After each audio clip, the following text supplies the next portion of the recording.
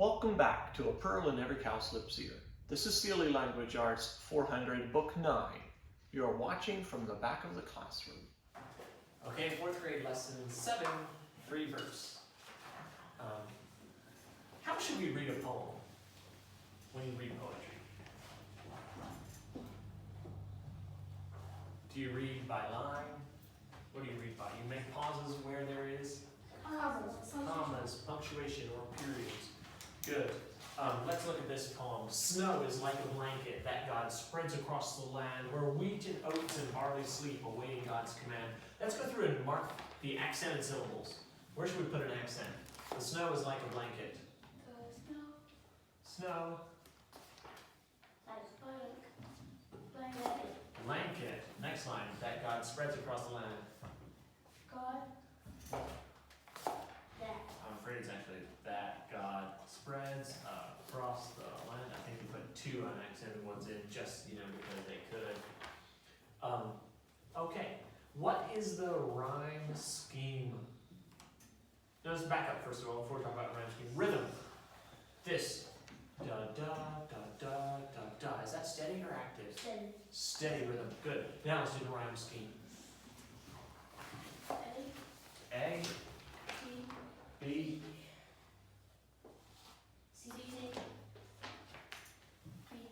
B. Good. Command and land rhyme. Okay, can you find any personification in here?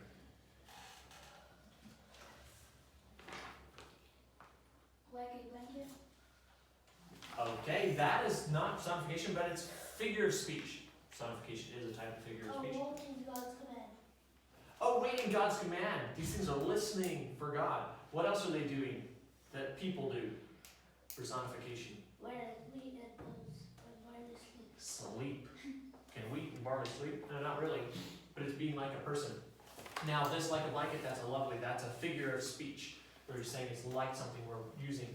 And also, God is spreading this blanket across the land. That's all figure of speech. Very, very nice poem, isn't it?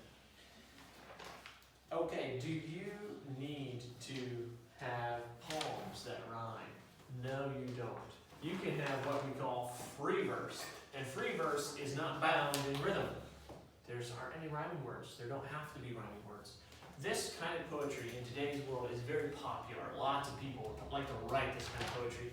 And a lot, in fact, of what is being written as free verse, it doesn't rhyme, I don't think it's actually poetry. Because to be a poem, the most important things to be a poem are to have personification, to have figures of speech, to have lots of nice uses of words. And you can't just write a bunch of words and don't rhyme them and call it a poem. But if there's lots of pictures that come to your mind, like the nice poem they have about the fog, I really like that one. The fog comes on little cat feet.